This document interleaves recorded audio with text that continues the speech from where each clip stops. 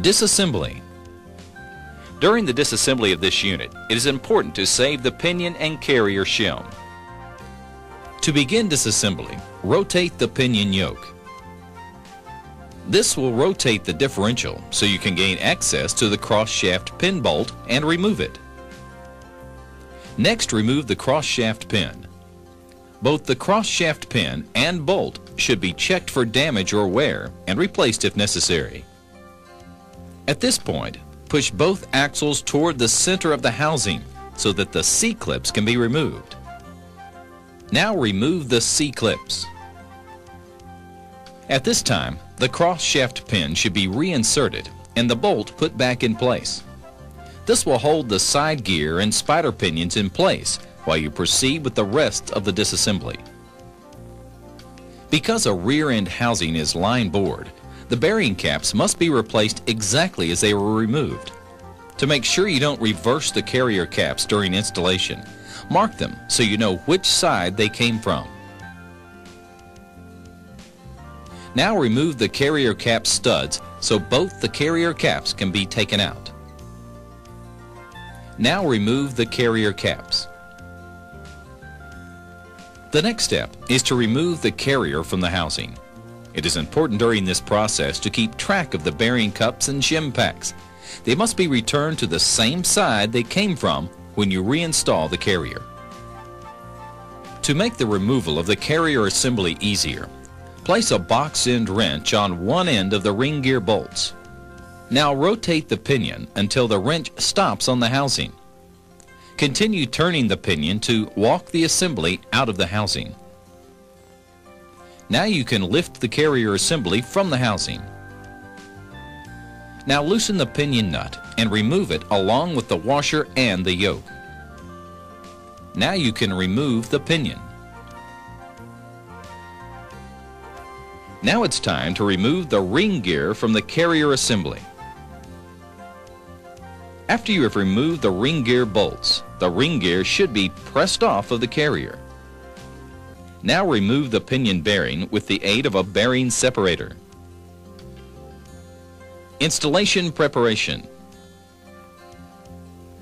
Now it's time to prepare your ring and pinion gear set for installation. During this phase, you will see recommended steps that should be taken before actual installation begins. To make sure your ring gear seats properly, it is a good idea to stone the back of the ring gear to remove any burrs or raised areas. This prevents ring gear cocking or run out. Since the ring gear seats on the carrier flange, it is recommended that you also stone the carrier flange. Before you begin actual installation of your ring and pinion gear set, you should take a moment to verify that you are installing the desired ratio. To determine the ratio, simply count ring gear teeth and then divide by the number of teeth in the pinion gear.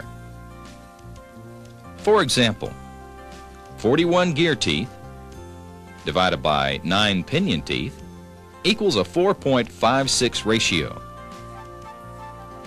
When you open your Richmond ring and pinion gear set, you will notice numbers etched on them.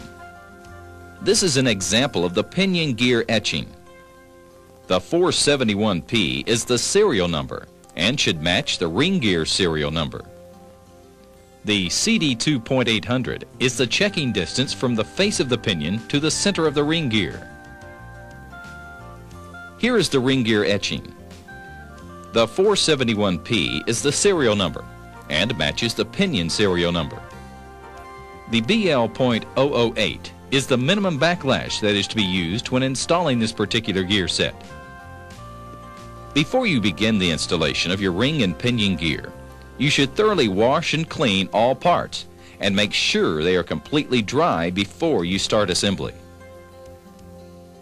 As we begin pinion installation, it is important that you install your new pinion with the same shim it was removed with.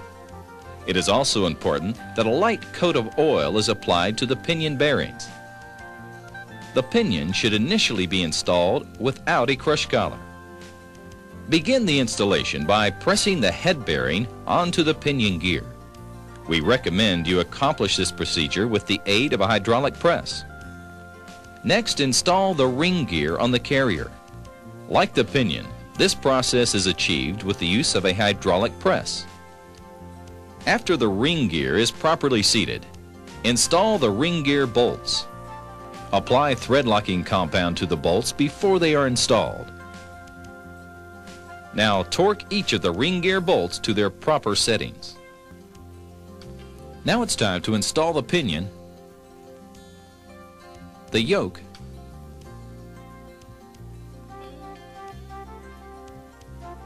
the washer, and the pinion nut. Now tighten the pinion nut enough to produce some resistance or preload when you turn the yoke. At this time, we turn our attention to setting the correct pinion depth. A mistake that is commonly made in setting pinion depth is the use of a straight edge placed across the carrier cap surface to establish the ring gear center line and subsequent pinion depth calculations.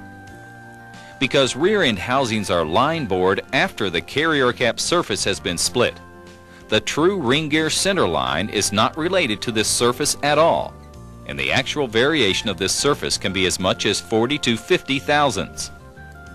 Professional depth setting tools are designed to find the true ring gear bore center line, and therefore their use is strongly recommended in setting the proper pinion depth. Richmond Gear strongly recommends the use of a professional depth setting tool. There are many tools available on the market. Follow the manufacturer instructions for proper use. This is now the time to add or subtract from your shim pack to obtain the proper checking distance. Now we can make final preparations to place the carrier assembly into the housing by applying a light coat of oil to both carrier bearings. The complete carrier assembly can now be placed into the carrier housing. Now install the carrier shim packs on the correct sides. Remember here that earlier you marked the carrier caps. Now it's time to install them on the correct side and tighten the bolts. Once the carrier caps are in place, come back and snug the bolts down. Now it's time to check backlash. To check backlash, set the dial indicator at the heel of the gear tooth with the indicator perpendicular to the tooth surface. Now check the backlash by rocking the gear back and forth and reading the indicator to determine how much backlash is in the assembly. Make a minimum of 3 checks equally spaced around the gear.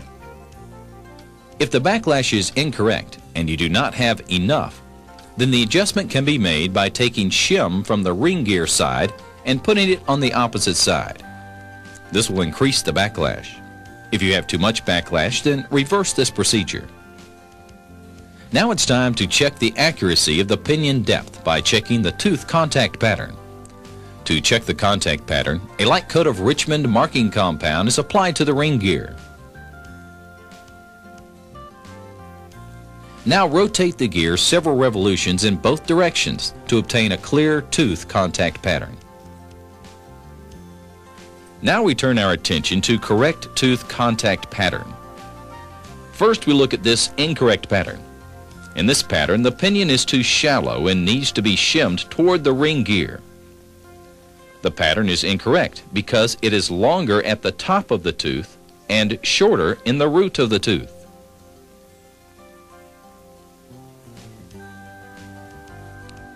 This pattern is also incorrect. In this pattern, the pinion is too deep and needs to be shimmed away from the ring gear. The pattern is incorrect because it is shorter at the top of the tooth and is longer in the root of the tooth.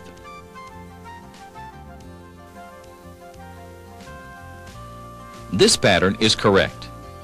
In this pattern, the pinion depth is correct because the pattern is approximately the same length at the top of the tooth and in the root of the tooth. The pattern is also square at the heel and toe of the tooth.